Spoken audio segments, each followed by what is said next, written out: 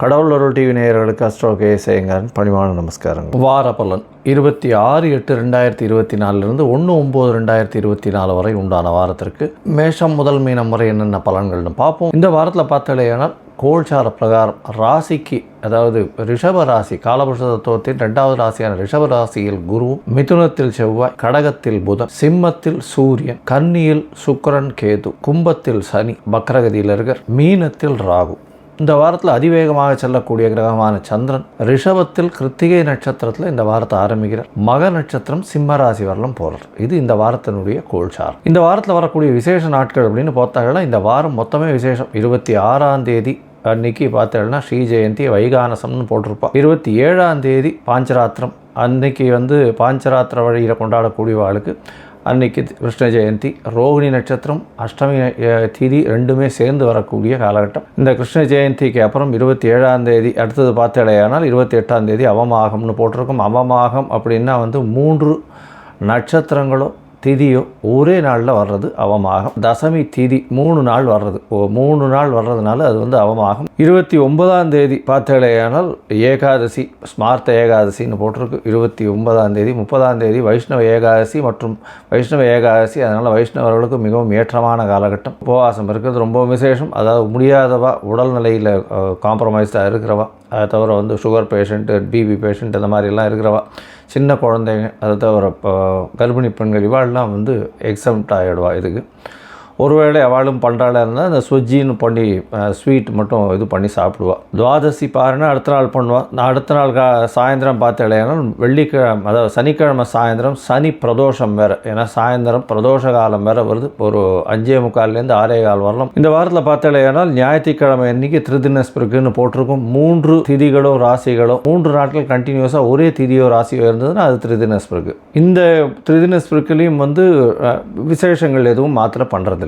சரி, இந்த வாரம் எந்தெந்த ராசிக்காரர்களுக்கு சந்திராஷ்டமம் அப்படின்னு பார்த்தேனால் இந்த வாரம் துலாம், விருச்சிகம், தனுசு, மகரம், இந்த 4 ராசிக்காரர்களுக்கு சந்திராஷ்டமம். சரி, இந்த சந்திராஷ்டமத்தின் தாக்கத்தை குறையணும் அப்படின்னா சந்திர பகவானுக்கு உண்டான எளிய பரிகாரம் அப்படின்னு சொல்லக்கூடியது அகத்திக்கீரை கட்ட அருகில் இருக்கக்கூடிய கோசாலையில் பசுக்களுக்கு வாங்கி கொடுங்க. அதில் சந்திராஷ்டமத்தின் தாக்கம் நிச்சயமாக குறையும்.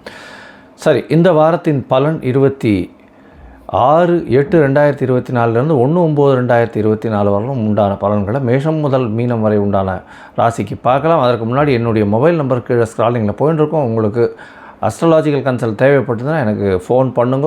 இப்போது ஒரு ராசியாக 26/8/2024 1/9/2024 வரலும் உண்டான ராசி மேஷம் முதல் மீனம் வரை உண்டான ராசிகளுக்கு என்னென்ன பலன்னு பார்க்கலாம். கன்னி, உத்திரம், ஹஸ்தம், சித்திரை, இந்த 3 நட்சத்திரம் 9 பாதங்களை கொண்ட ராசி. ராசியின் அதிபதி புத பகவான் ராசிக்கு 11ஆம் இடத்துல இருக்கார்.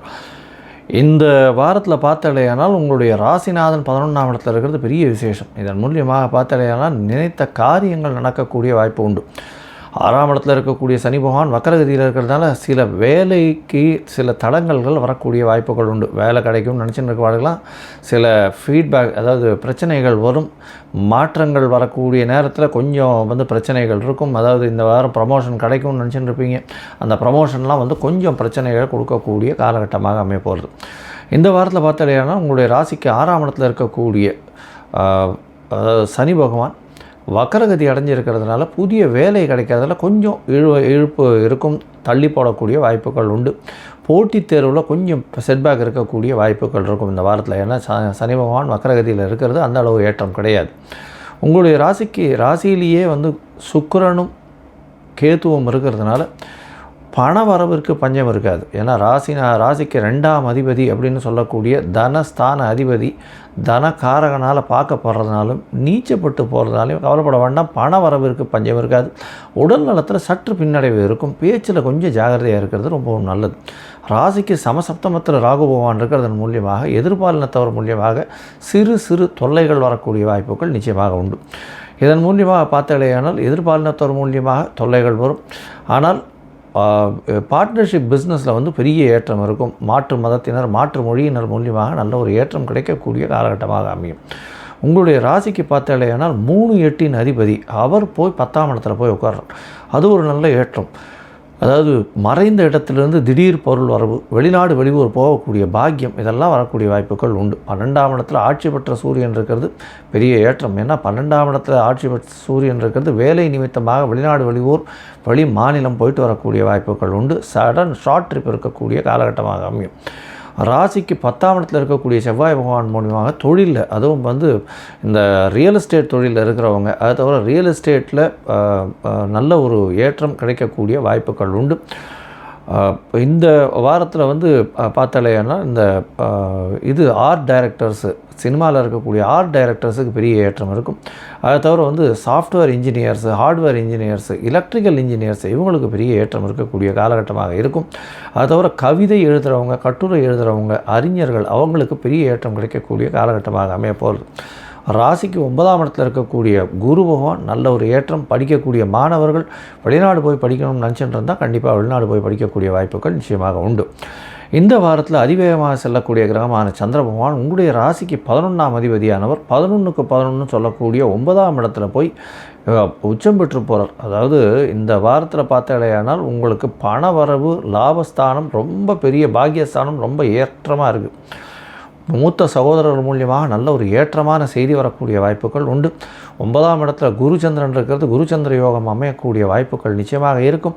இதை தவிர பார்த்தாலேயானால் உங்களுக்கு கஜகேசரி யோகம் 9ஆம் இடத்துல இருக்கிறது பெரிய ஏற்றம். சந்திரனும் உச்சம் பெற்ற சந்திரனாக இருக்கிறது ரொம்பவும் ஏற்றத்தை கொடுக்கக்கூடிய காலகட்டம். 11ஆம் அதிபதி 9ஆம் இடத்துல உச்சம் பெற்று போயிருக்கிறதுனால கண்டிப்பாக தந்தையின் மூலியமாக வரக்கூடிய பணம் அதிகமாக வரும்.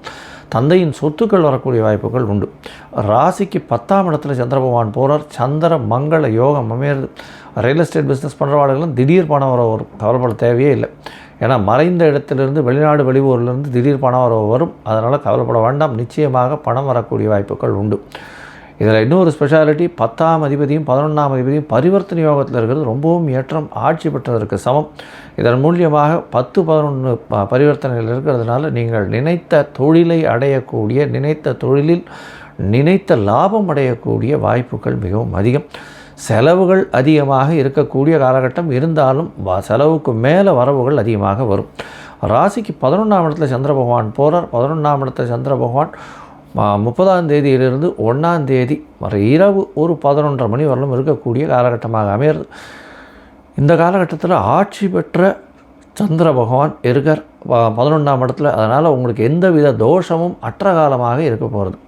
உங்களுடைய ராசிக்கு பார்த்தாலேயானால் 12ஆம் இடத்துல சந்திர பகவான் வர 1ஆம் தேதியிலிருந்து 4ஆம் தேதி காலை வரலும் இருக்கக்கூடிய காலகட்டம். அதன் மூலியமாக அமாவாசை யோகம் அமைகிறது. செலவுகள் கொஞ்சம் அதிகமாக இருக்கும். லாபங்கள் மூலியமாக அதீத செலவுகள் வரக்கூடிய வாய்ப்புகள் உண்டு. பார்ட்னர்ஷிப் வியாபாரத்தில் கொஞ்சம் ஜாகிரதையாக இருக்கிறது நல்லது. சொந்த தொழிலில் அதிக முதலீடு பண்ண வேண்டாம்ன்றது சொல்கிறோம். உடல் நலத்தை மட்டும் கொஞ்சம் ஜாகிரதையாக பார்த்துக்கோங்க. இந்த வாரத்தில் நீங்கள் ஒரு அருகில் இருக்கக்கூடிய சத்யநாராயண பெருமாள் கோயிலுக்கு போய்ட்டு வாங்க. சத்யநாராயண பெருமாள் கோயிலுக்கு போயிட்டு அங்கே ஒரு துளசி மாலை போட்டு வாங்கும். நல்ல ஒரு ஏற்றமும் மாற்றமும் இந்த வாரத்தில் நிச்சயமாக அமையும். கடவுள் அருள் டிவியை பார்த்தமைக்க நன்றிகள். மேலும் இது போன்ற தகவல்களை தெரிந்து கொள்ள கடவுள் அருள் டிவியை சப்ஸ்கிரைப் செய்யுங்கள். மறக்காமல் பெல் ஐக்கானை கிளிக் செய்யுங்கள்.